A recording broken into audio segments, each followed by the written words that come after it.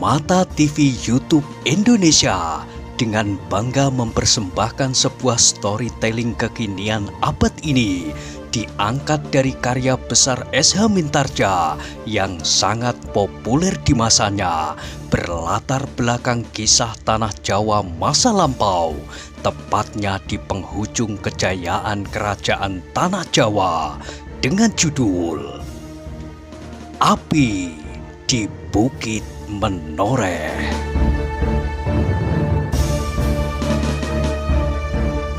Pada kesempatan yang sangat baik ini, kita masuk pada episode yang ke-119. Selamat menikmati.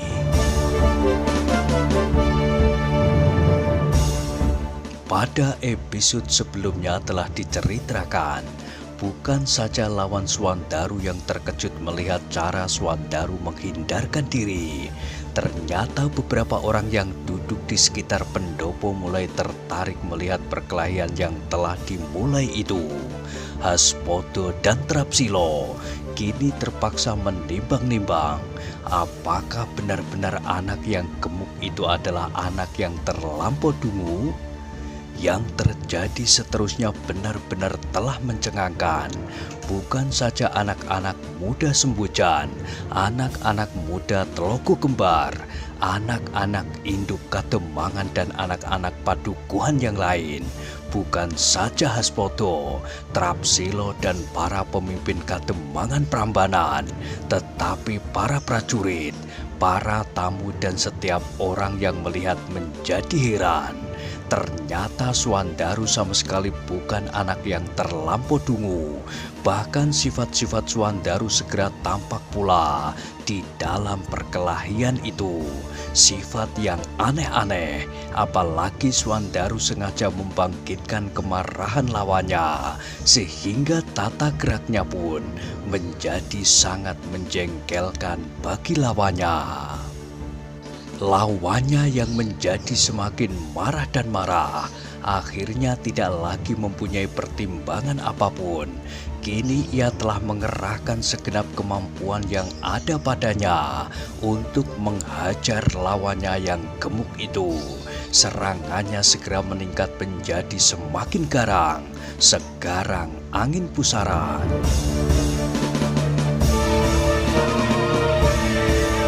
Swandaru melihat tata gerak lawannya yang meningkat.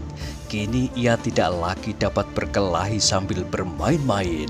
Ia pun harus segera bersiap menghadapi setiap kemungkinan yang bakal ditemuinya dalam perkelahian itu. Dan apa yang terjadi kemudian seolah-olah telah membangunkan semua orang yang berada di pendopo dan halaman Banjar Desa itu dari sebuah mimpi yang mereka lihat sama sekali bukanlah tamu dari Bukit Menoreh itu yang menghajar Swandaru, tetapi ternyata perkelahian itu adalah suatu perkelahian yang sangat sengit.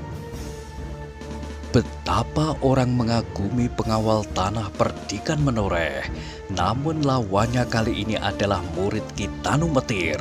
Dengan demikian maka tidaklah banyak yang dapat dilakukan oleh pengawal itu. Bahkan semakin lama menjadi semakin jelas bahwa Swandaru geni mampu berkelahi lebih baik dari lawannya. Haspodo dan Trapsilo sejenak saling berpandangan. Mulut mereka bahkan seakan-akan terbungkam. Kini disadarinya bahwa anak-anak muda Sangkal Putung itu telah berusaha mengatakan apa yang terjadi di Prambanan itu sebagai suatu kebincangan.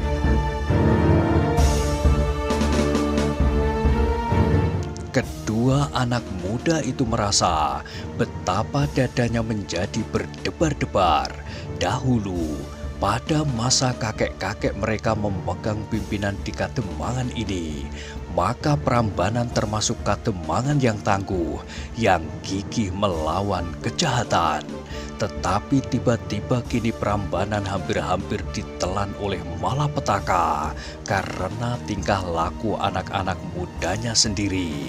Di tengah-tengah pendopo itu, Swandaru masih berkelahi dengan serunya, tetapi tubuhnya hampir tidak dilumasi oleh keringat karena ternyata ia tidak perlu bekerja terlampau keras. Meskipun demikian, meskipun Swandaru itu termasuk anak yang lebih senang menuruti pertimbangan sendiri, namun kali ini ia tidak mau menyakiti hati para tamu itu. Ia tidak berjuang sekuat-kuat tenaganya untuk segera menjatuhkan lawannya, tetapi ia membiarkan lawannya menjadi lelah sendiri. Haspoto dan Trapsilo yang tidak dapat lagi menahan perasaannya tiba-tiba beringsut mendekati Sutowijoyo. Orang-orang di sekitarnya sama sekali tidak memperhatikannya.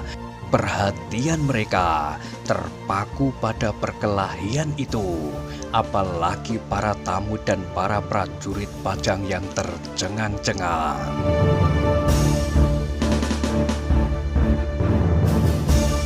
Kisanak, Haspoto menggamit Sutowijoyo. Kisanak sengaja mengelabui kami. Sutowijoyo berpaling. Pernyataan itu agak membingungkannya, tetapi ia menjawab juga. Bukan maksud kami, Kisanak. Kami sama sekali tidak pernah membayangkan bahwa kami akan menjumpai peristiwa serupa ini. Kami sudah menjaga agar kami tidak terlibat dalam persoalan yang sama sekali tidak kami kehendaki. Tetapi Kisanak sengaja mentertawakan prajurit yang memihak anak-anak muda yang saling bertentangan itu. Bukankah dengan demikian kalian telah sengaja ikut campur dalam persoalan ini?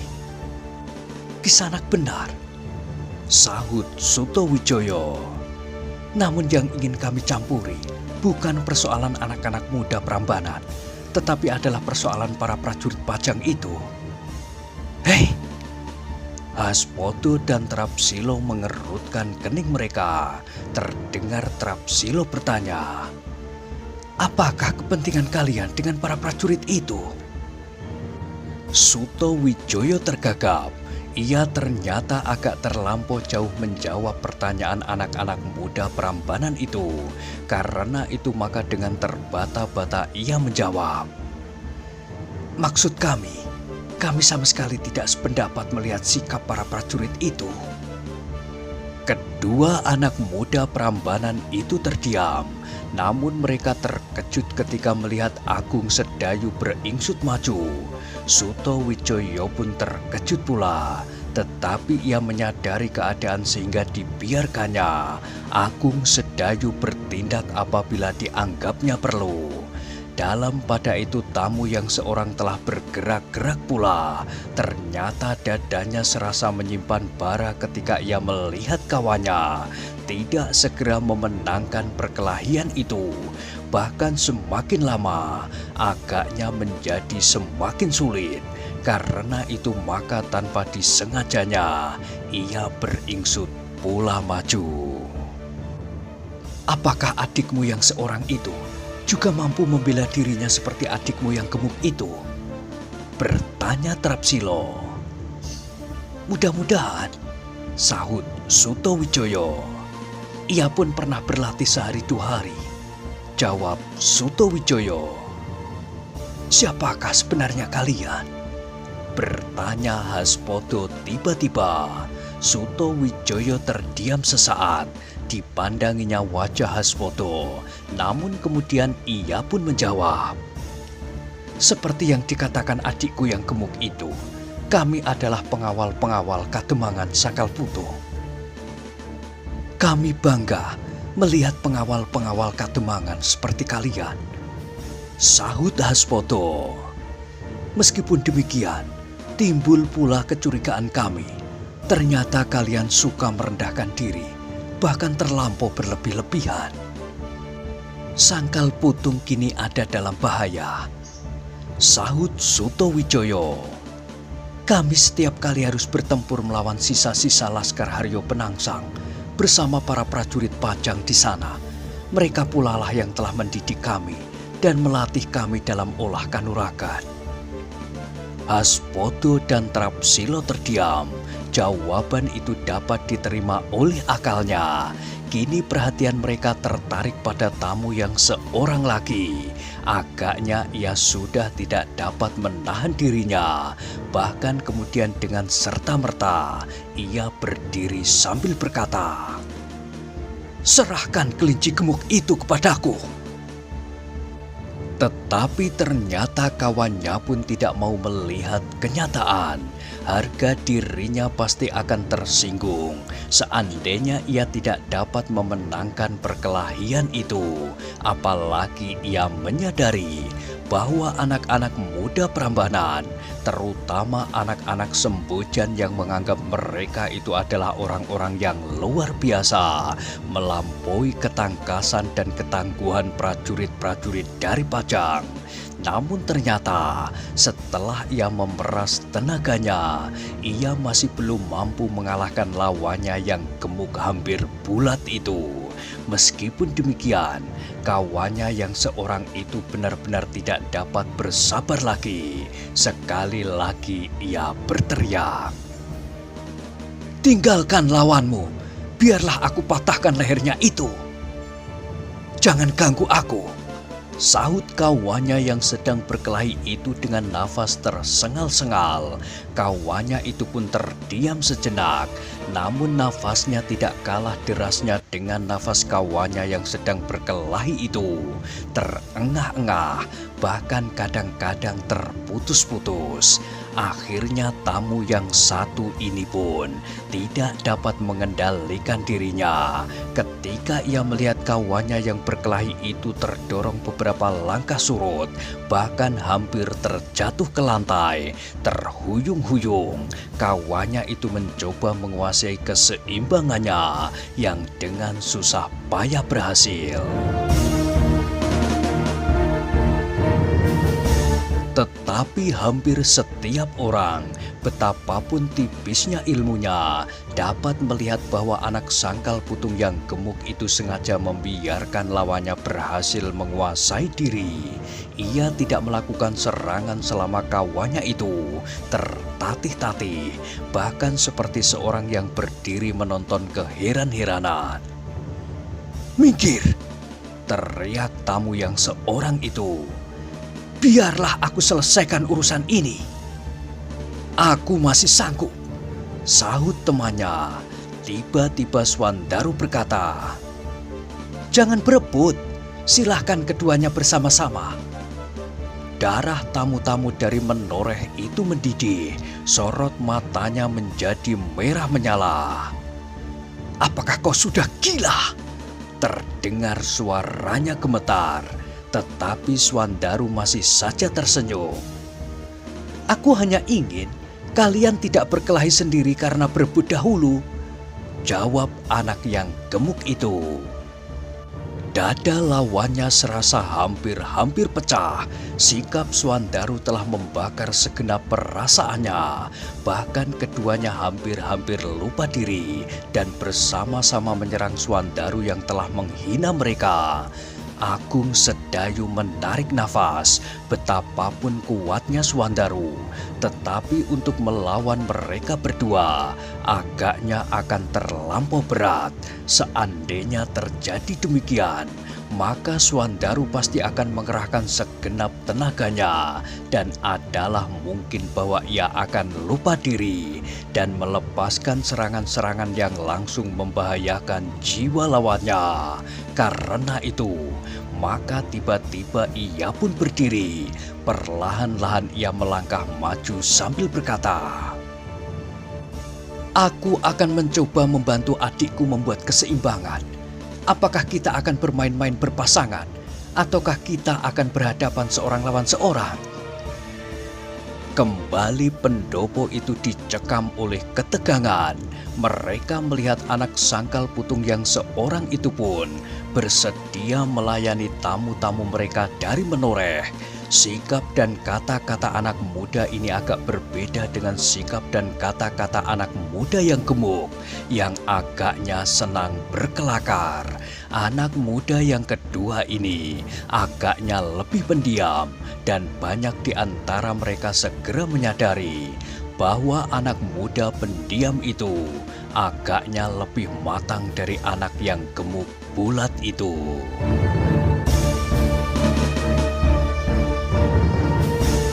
Kedua tamu dari menoreh itu pun melihat pula sikap itu. Kini mereka tidak melihat seorang anak muda yang dungu dan bodoh, tetapi langkah dan kata-kata Agung Sedayu benar-benar telah mempengaruhi hati mereka. Karena itu, sejenak mereka saling berpandangan, dan tiba-tiba salah seorang dari mereka berkata, apakah keinginanmu berdua? Apakah kalian akan memperlihatkan kepandaian kalian seorang-seorang? Ataukah kalian ingin menunjukkan kerapian kalian dalam pertempuran berpasangan? Kamilah yang bertanya, sahut Swandaru. Kedua orang itu saling berpandangan sejenak. Mereka tidak segera menjawab, namun segera mereka menyadari bahwa setidak-tidaknya orang yang satu ini pun tidak akan kalah dari anak muda yang gemuk itu. Tiba-tiba mereka terkejut ketika mereka mendengar seseorang berkata, "Aku ingin melihat kalian berkelahi berpasangan." Semua orang berpaling ke arah suara itu. Mereka mengerutkan kening mereka ketika mereka melihat tamu yang seorang laki duduk bersila sambil membelai kumisnya yang tidak begitu lebat. Dengan tersenyum ia mengulangi kata-katanya, "Berkelahilah berpasangan." Agaknya orang itu mempunyai pengaruh yang kuat atas kedua kawannya. Ia adalah pemimpin rombongan kecil yang datang dari seberang hutan Mentauk itu. Kembali kedua kawan-kawannya saling berpandangan. Namun tiba-tiba salah seorang dari mereka berkata, "Baik, kita bertempur berpasangan." Agung Sedayu tidak menyukai istilah yang dipakai oleh kedua tamu itu, tetapi ia tidak dapat menyahut. Perlahan-lahan ia berjalan mendekati Swandaru. Kemudian katanya, "Kita bermain berpasangan." Swandaru tersenyum. Dipandanginya kedua lawannya yang kini telah berada di hadapan mereka. Bahkan mereka telah bersiap pula untuk menghadapi kedua saudara seperguruan itu. Agung Sedayu dan Swandaru sudah tidak berminat lagi untuk menanyakan sesuatu. Karena itu, maka mereka pun berdiam diri sambil menunggu. "Apakah kalian tidak akan menyesal?" bertanya salah seorang dari mereka.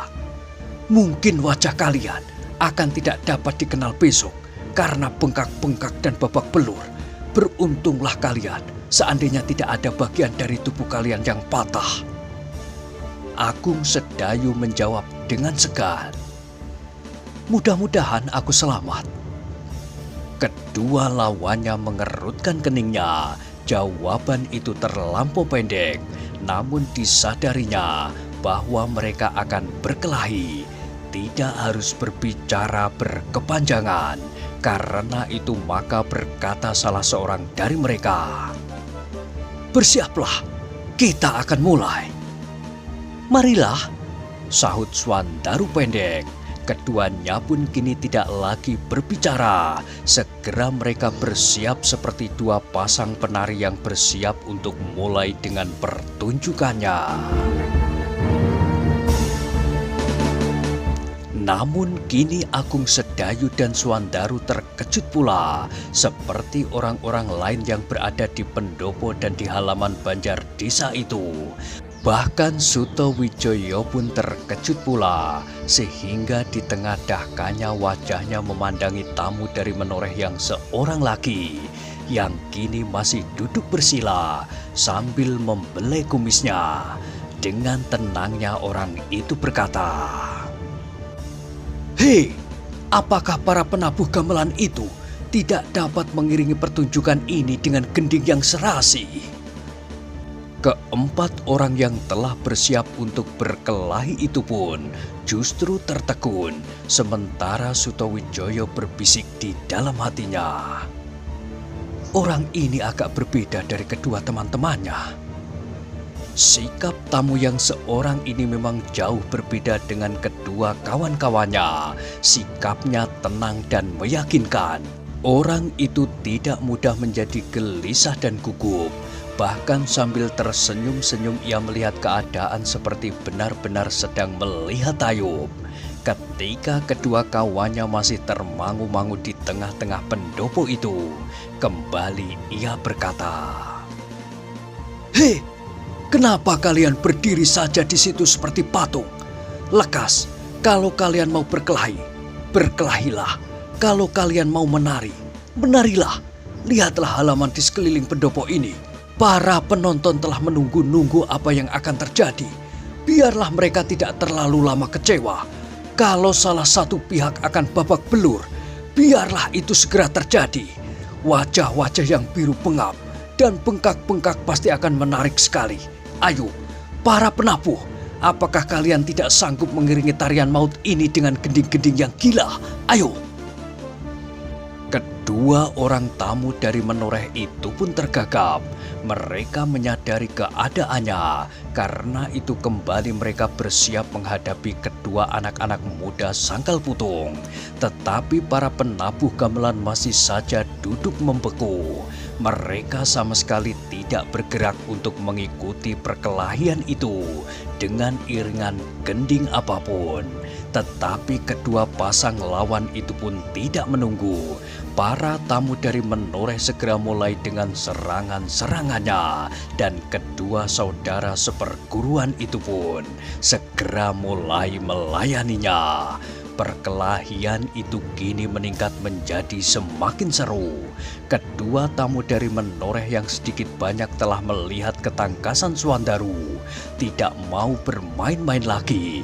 Mereka tidak dapat lagi mempunyai anggapan yang lain daripada bahwa kedua anak-anak muda itu sebenarnya terlampau kuat bagi mereka. Sejak perkelahian itu mulai, maka mereka yang cukup mengerti akan segera dapat melihat bahwa kedua pasangan itu sama sekali tidak berimbang. Agung Sedayu dan Suandaru memang terlampau kuat untuk kedua lawannya. Meskipun demikian, mereka masih mencoba menyesuaikan diri mereka. Kemenangan mereka tidak terlalu menonjol, meskipun bagi orang yang dapat mengertinya cukup meyakinkan. Tamu yang seorang yang sampai saat itu masih duduk di pinggir pendopo di antara para pemimpin Kademangan, Prambanan dan para prajurit melihat perkelahian itu dengan wajah yang berkerut-merut. Betapa hatinya sebenarnya menjadi bergolak dan bergelora. Sebenarnya hatinya sama sekali tidaklah setenang wajahnya. Ia yakin bahwa kedua kawan-kawannya sama sekali tidak akan dapat mengimbangi kedua anak-anak muda Sangkal Putung. Tetapi disimpannya perasaan itu di dalam dadanya. Yang tampak di wajahnya adalah sebuah senyuman dan bahkan kadang-kadang terdengar ia tertawa kecil. Alangkah tangkasnya anak-anak muda Sangkal Putung itu. Desisnya, para pemimpin Prambanan dan para prajurit berpaling ke arahnya dan ia berkata terus, "Kawan-kawanku itu sama sekali tidak akan mampu mengimbangi mereka. Kalau benar mereka pengawal Sangkal Putung, alangkah kuatnya Kademangan itu. Tetapi dengan demikian, aku pun menjadi ikut berbangga. Bukankah salah seorang prajurit Pajang di Sangkal Putung itu kemenakanku si Danti? Pastilah anak itulah yang telah melatihnya menjadi pengawal yang baik."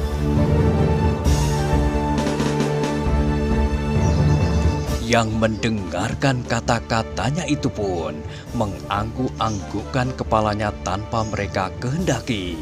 Sedang mata mereka kini kembali melihat perkelahian itu. Semakin lama semakin seru.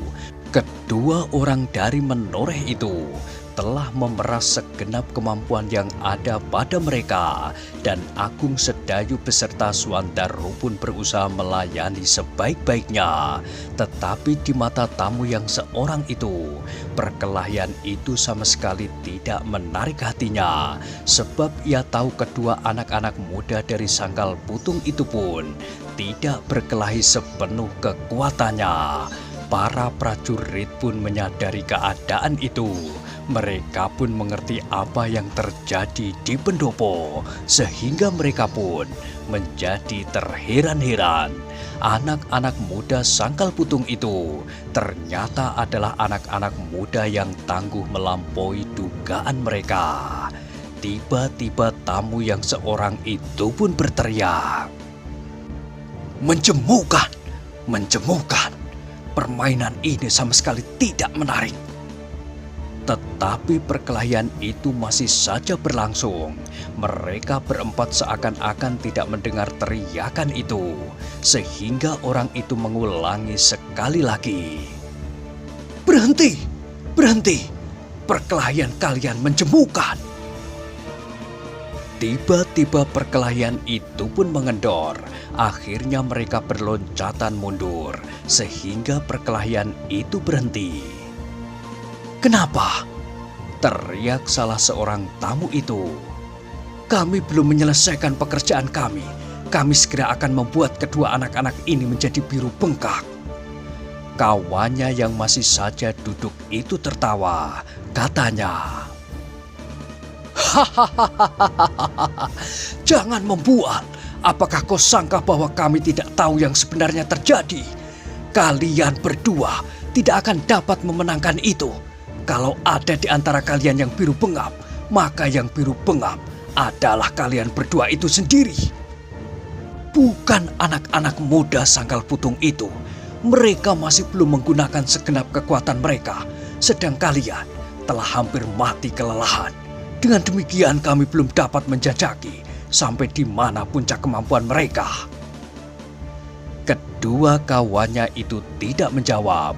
Mereka tidak akan dapat mengingkari bahwa sebenarnya lah demikian.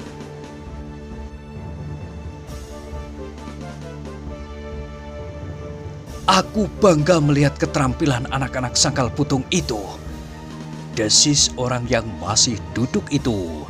Namun nadanya agak berbeda dengan nada kawannya yang terdahulu. Wajahnya pun kini tidak lagi secerah semula. Bagaimanapun ia menyembunyikan perasaannya, namun akhirnya tampak pula betapa ia merendam kemarahan di dalam dadanya. Orang itu pun tiba-tiba berdiri. Sekali ia mengangguk kepada Ki Demang Prambanan, kemudian kepada kedua pemimpin prajurit Pajang di Prambanan. Agung Sedayu dan Swandaru masih berdiri di tengah-tengah pendopo itu, tetapi kini dada mereka pun berdebaran. Mereka melihat perbedaan yang seorang ini dengan kedua kawan-kawannya yang lain. Tamu yang seorang itu pun segera melangkah mendekati Agung Sedayu dan Swandaru. Betapa hatinya bergelora dan betapa api menyala membakar jantungnya. Namun wajahnya masih juga tersenyum, dan dari sela-sela bibirnya terdengar ia berkata, "Aku mengagumi kalian. Bukankah kalian bukan saja pengawal Kademangan Sangkal Putung yang mendapat tuntunan dari para prajurit Pajang, tetapi kalian ini juga saudara seperguruan." Agung Sedayu dan Swandaru mengerutkan keningnya. Orang itu mampu menebak dengan tepat. Namun kedua anak-anak muda itu pun tahu pula bahwa orang itu pasti telah membaca unsur-unsur gerak yang dipergunakan. Meskipun Agung Sedayu memiliki unsur-unsur gerak yang jauh lebih kaya dari Swandaru, namun dalam pokok-pokoknya keduanya pasti mempunyai banyak persamaan. "Apakah aku salah?" bertanya tamu itu. Agung Sedayu menggeleng dan sambil menjawab, "Tidak, Tuan benar." Orang itu mengangguk-anggukkan kepalanya. Katanya pula, Kalian masih cukup muda, sedang ilmu kalian telah melampaui kedua kawan-kawanku itu. Bahkan aku tidak berhasil mengetahui betapa tinggi puncak ilmu kalian dalam perkelahian kalian dengan kedua kawan-kawanku. Kelak apabila kalian menjadi semakin sempurna dalam olah kanuragan Joyo Kawijayan, maka kalian berdua akan menjadi seperti sepasang elang dari satu sarang.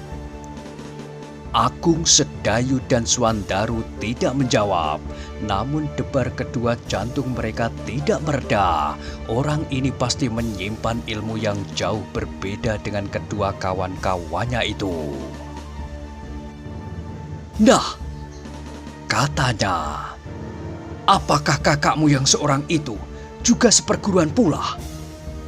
Agung, Sedayu, dan Swandaru bersama-sama menggelengkan kepalanya, tetapi hanya Agung Sedayulah yang menjawab. Tidak. Orang itu berpaling ke arah Sutowijoyo. Agung, Sedayu, dan Swandaru pun memandanginya. Namun Sutowijoyo masih saja duduk di tempatnya. Meskipun sekali-sekali tampak ia mengangkat kepalanya dan mencoba memperhatikan setiap pembicaraan. Ia tidak pula dapat berdiam diri melihat sikap dan langkah orang itu. Sutowijoyo pun menjadi cemas. Meskipun belum dapat dipastikan, namun orang ini pasti menyimpan banyak kelebihan dari kedua kawannya. Tetapi ia tidak segera berbuat sesuatu. Ditunggunya perkembangan keadaan lebih lanjut. Sejenak kemudian maka tamu dari menoreh itu pun bertanya lagi. Apakah kalian berdua puas dengan kemenangan kalian atas kedua kawan-kawanku? Yang menjawab adalah Agung Sedayu. Bukan suatu kemenangan. Orang itu mengerutkan keningnya, kemudian ia pun menjawab. Aku menganggapnya sebagai suatu kemenangan. Kami masih dalam permainan. Belum ada kepastian siapakah di antara kami yang akan menang. Sahut Swandaru. Orang itu mengerutkan keningnya kembali. Wajahnya kini tidak seterang semula. Senyumnya tidak lagi menghiasi bibirnya. Dalam nada yang dalam ia pun berkata, jangan menghina. Kalian sudah pasti bahwa kalian akan menang apabila perkelahian itu diteruskan. Tetapi dengan kemenangan itu, kalian jangan terlampau cepat berbangga. Agung, Sedayu, dan Swandaru terkejut mendengar jawaban itu. Ternyata yang seorang ini mempunyai harga diri yang terlampau tinggi.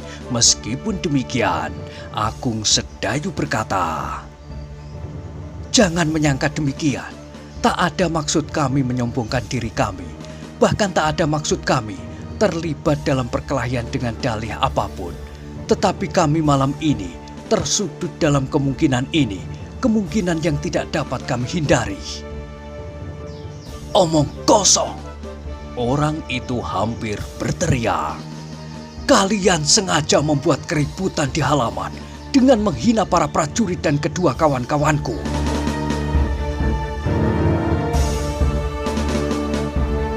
Agung, Sedayu, dan Swandaru sejenak saling berpandangan.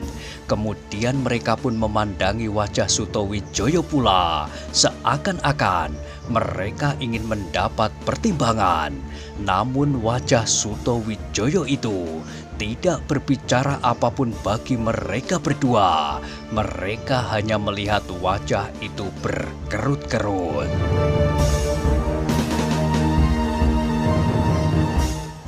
Nah, bagaimanakah kisah selanjutnya? Silahkan ikuti terus kisah Api di Bukit Menoreh pada episode berikutnya. Sampai jumpa.